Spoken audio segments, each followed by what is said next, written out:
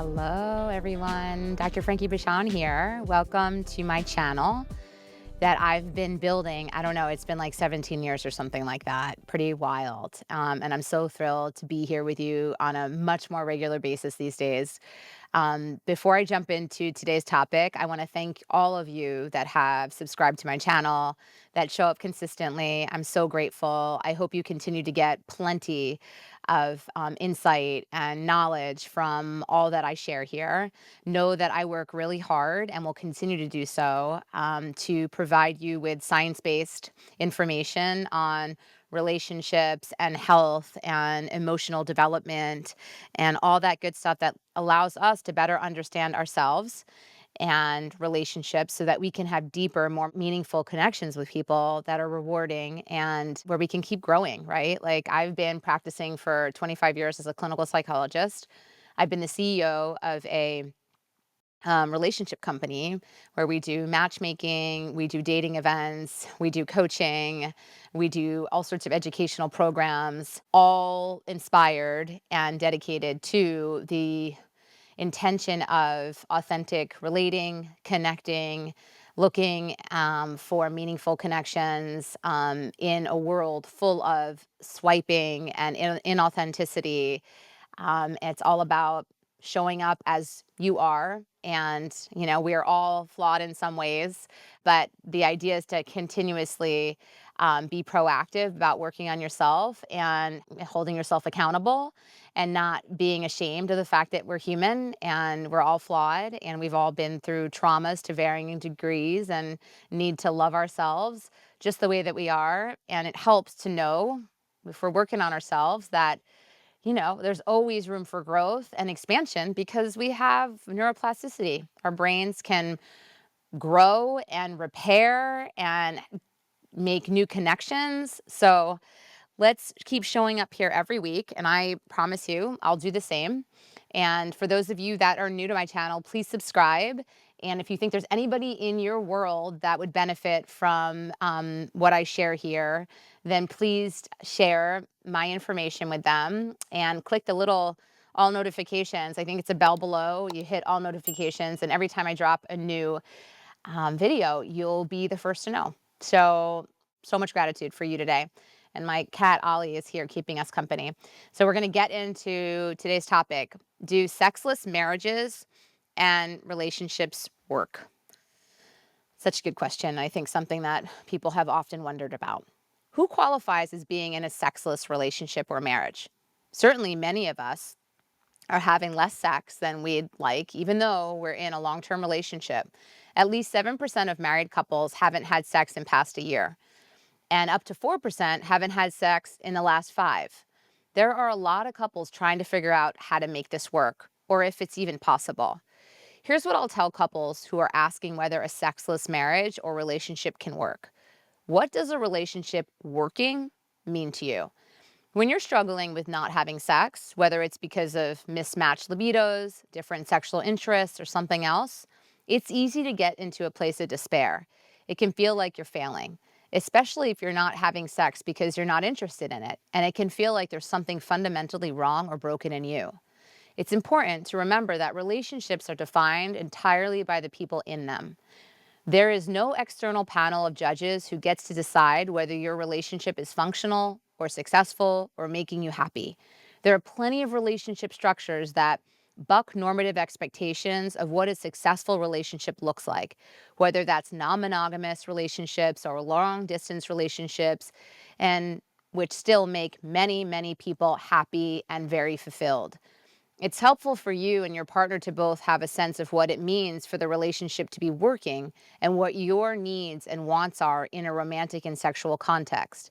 If having sex regularly is a need or an important want for you or your partner, then it may be realistically very difficult for a relationship where you aren't having sex to be fulfilling in long term.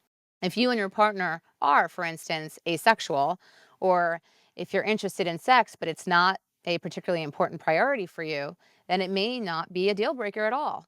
Being honest with yourself and having an open and direct conversation with your partner is the only way to get clear on this. What needs does sex meet for you? Sex is important to many people as part of their romantic relationships, but not all in the same way or for the same reasons. Figuring out whether you can get your needs met in a relationship that, at least right for now, doesn't include sex is easier if you understand what those needs are and how sex relates to them. Some of the reasons people care deeply about sex are feeling connected emotionally to your partner, feeling desired by and attracted to your partner, the physical pleasure of sex, the comfort of physical touch, novelty and adventure of doing new things in bed together, having fun, stress relief, and catharsis. To the extent that not having sex with your partner feels difficult or hurtful, which of these needs is not being met and causing distress? There may well be more than one. If you understand what needs associated with sex are important to you, it's possible to figure out whether there are ways of getting them met even without having sex. If you miss a sense of emotional connection and physical touch, it may feel equivalent to you to have an emotionally intimate date and spend quality time cuddling on the couch. If you're mostly missing feeling sexually desirable to your partner, it may be harder to get that need met in other contexts. Are you or your partner open to adjusting the relationship or accommodating each other? Even if it's a given that you aren't having sex in the short or long term, you and your partner still have a lot of agency in terms of how you navigate your relationship. You have some flexibility and ability to negotiate around. What counts as sex or intimacy? What makes both of you feel intimate? Are there ways to feel more intimate or connected that don't look like traditional sex? Are there activities that feel sexual to you that either of you are interested in, even if they don't fit the mold of traditional sex? Are there other compensatory activities you can take up to meet some of the emotional and psychological needs that sex isn't currently meeting?